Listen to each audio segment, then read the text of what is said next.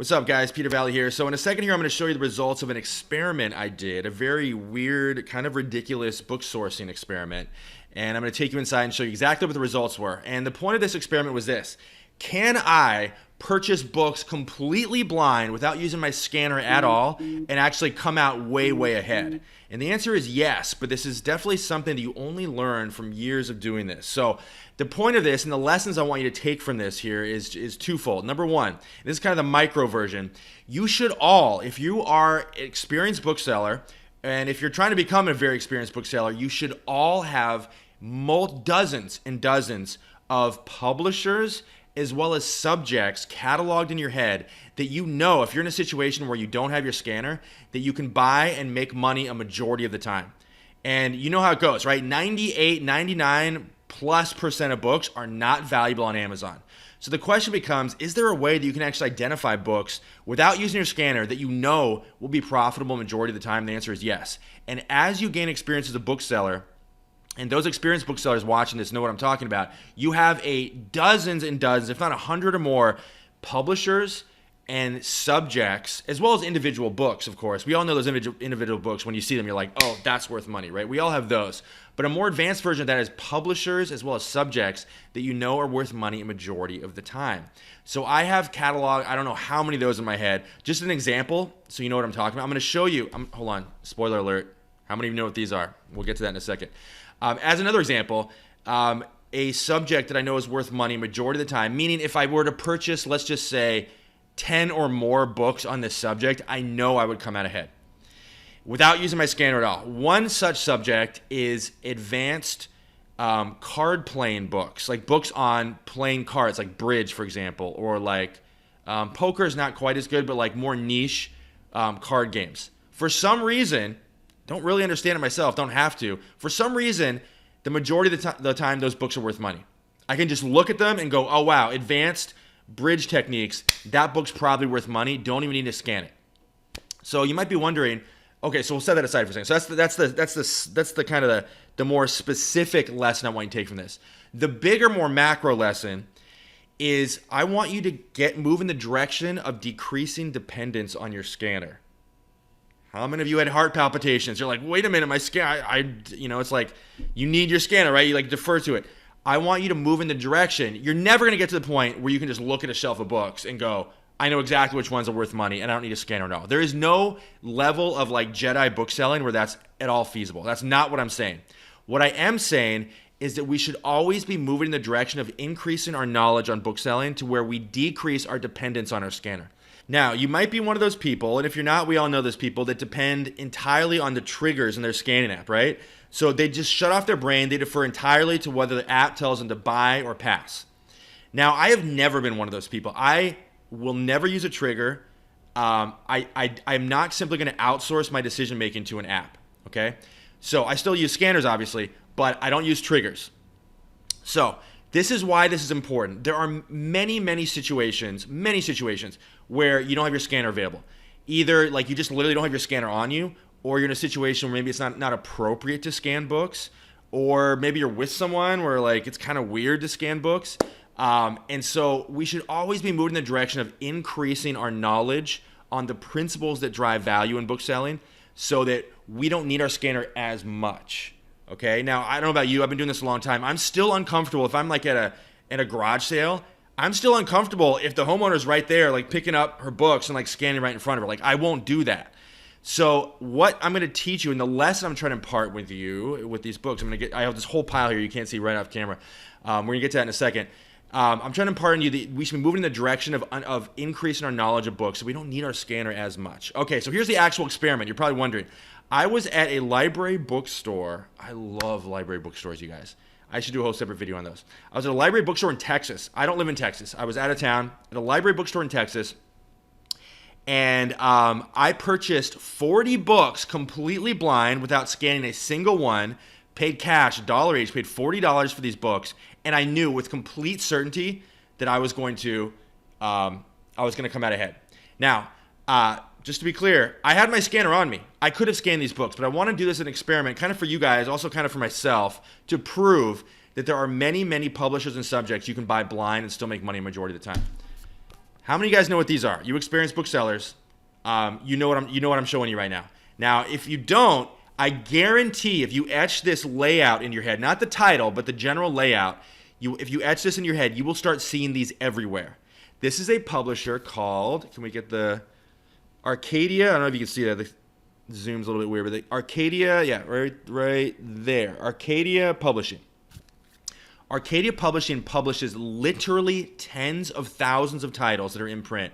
And all they do is it's actually kind of interesting. I won't go into all the details, but it's an interesting publishing model. What they do is they simply contact local archivists.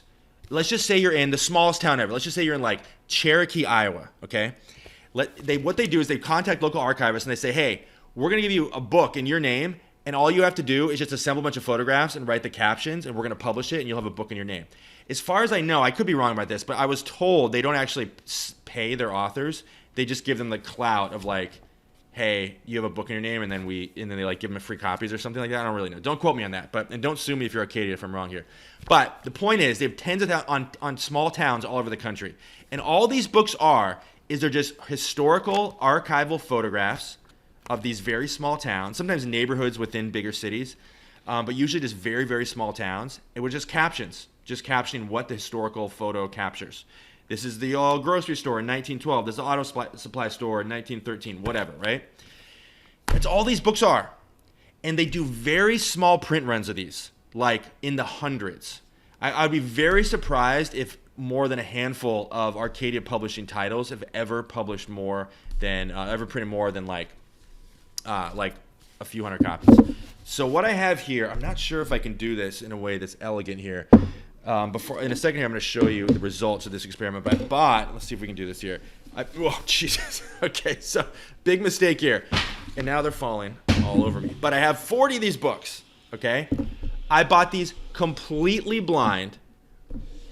Didn't look up a single one. Paid $40 cash. So I'm gonna list these here in a second. We're gonna smash cut forward a couple hours. I'm gonna list these and we're gonna figure out, am I gonna embarrass myself, or am I in fact right that this publisher is worth money majority of the time? Now, just to be clear, this is not just a lesson on this publisher. When you see this publisher, I do want you to pay close attention. The thing to understand about these books and this particular publisher, these are, again, small print runs. These are worth over $10 a majority of the time. In other words, your average list price will be well above $10 the majority of the time. The ranks are also terrible. These are niche demand titles. But the thing to understand about small ranks, or poor ranks rather, is that a bad rank is not necessarily a bad rank. Like, not all bad ranks are created equal. So let's just say this book is ranked 4 million. Not a great rank, right? It might be selling a couple copies a year, maybe one a year, for all we know, right? Rank's kind of hard to decipher. But let's just say this book's ranked 4 million.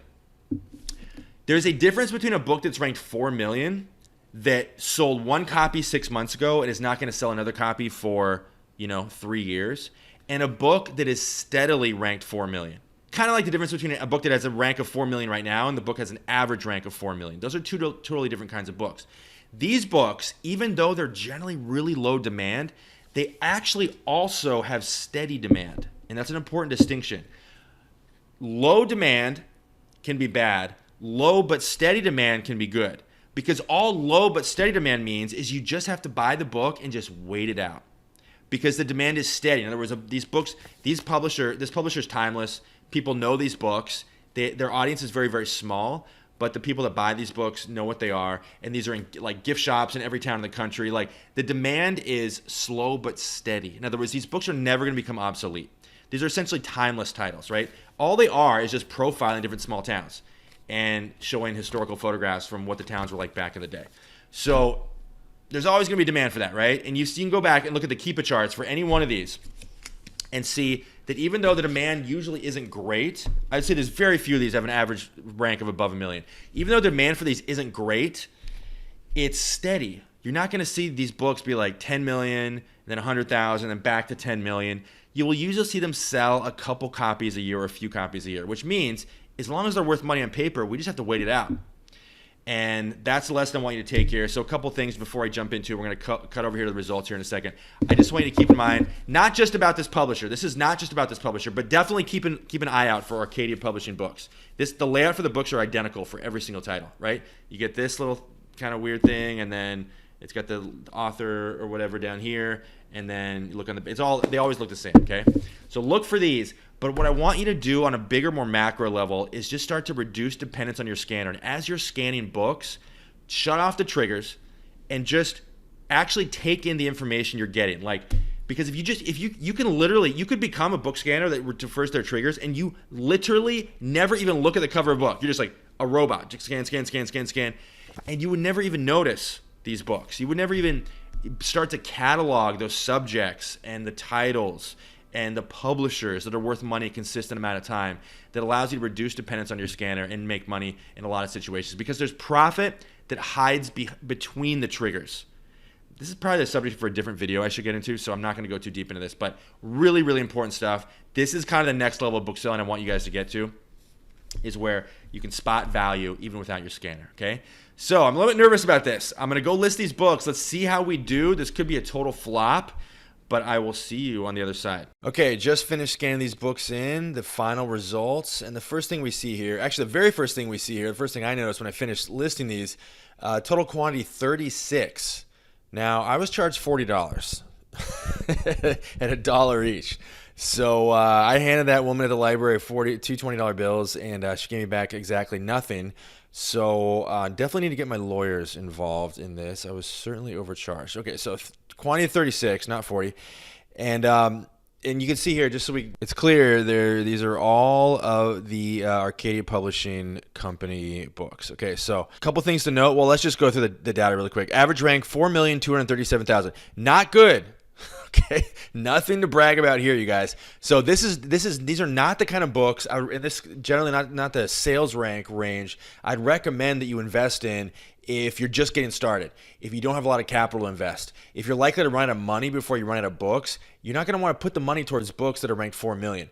And again, this is the average. Some of these are, actually in the 6 digits. Some of these are, 7 million. I think this might be the worst one here. I don't think I saw one worse than 7 million. But these are the kind of books you want to invest in only if you've got a huge back catalog. So you've got books that are constantly selling already in your inventory. Because the logic there is, the business logic is, you've got books turned over quickly that offset what we call the long tail inventory, which is the books that aren't selling very often. But again, remember, these are perennial sellers. These Arcadia Publishing books, these aren't poor selling books. I mean, they're not high selling books, but there's a difference between a book that is a poorly selling book that just doesn't sell versus a book that has low demand but steady demand. These are low but steady demand. Okay, so these books are selling very, very consistently, just not necessarily very often. So 4 million for a book like this isn't terribly bad. These are probably selling, once every 3 or 6 months or so, something like that on average. And if we had to guess, it's hard to get really, really specific when it comes to sales rank, but that's what I guess. And so I'm not too worried about these not selling. And also keep in mind, the demand is the price is very, very steady. I'm not worried about the price for these plummeting. The price for these are very, very, very steady because, again, the demand is steady and also the supply is very, very low. They only do very small runs of these books. So you'll notice if you just look at the Keepa charts for any Arcadia Publishing book, and again, this is true of a lot of different publishers as well, not just this one, but you'll notice that the actual price is pretty steady. So I'm not worried about the price going down. So I think we're pretty safe here. It's just a matter of waiting it out and obviously staying on top of your repricing too to make sure you don't get underpriced. So again, total quantity 36, listing price $526, which let's actually do the math on that. 526 divided by 36. 526. So we're trying to figure out what the average selling price for these, or listing price for these books are. 526 divided by 36, and drum roll. Okay, so the average listing price is $14.61. That's not bad. These are books I paid $1 each for. And again, I bought these blind. To buy any 36 books completely blind without looking them up and have an average listing price of $14.61 really proves my point. That again, this video isn't really just about this particular publisher. It's about the fact that you should be looking at have a huge mental list, an inventory of these publishers in your head. And so, when you see anything from that publisher, anything from that list, you grab it, right? So, I mean, ideally you're going to scan it first, but again, a lot of situations where you just can't do it. So, 23 pounds. These books average under a pound each. They're fairly small books. I think the average page count is like 126 pages or something.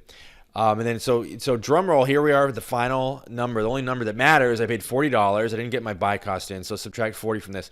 $222 is what I would expect my net profit to be. Don't expect the price to fluctuate that much. Could be a little bit lower than that, could be a little bit higher. Let's just assume they are going to sell at the price I listed for, $220. Not bad, right? So the return on my investment here is about 5x. Actually a little bit closer to 6. But we'll just say 5x to round down. 5x returns. Normally when you're investing in books that are this poorly ranked, I would like to see better than 5x returns. So, and I guess that just punctuates my point that, I'm not recommending you invest in super long tail books like this with only a 5x return when you don't have a lot of inventory or you've got a very, very limited money to invest in inventory. So another lesson there, but that's it, you guys. Very cool. Also worth noting, not a single dud in this entire lot that I bought. I think the lowest return I got, or the lowest payout is, I think it was $3.06. So you see, as we're going through here, there's not a single book I think that I listed for less than. I don't think there's any one for less than. I thought it was 8. I don't even see that one. I think there's like one in here for like $8.60, but almost all of them are north of $9. And again, the average is 14. So pretty cool, you guys. Hope you got some valuable lessons out of this. Thanks for watching, and I'll see you on the next video.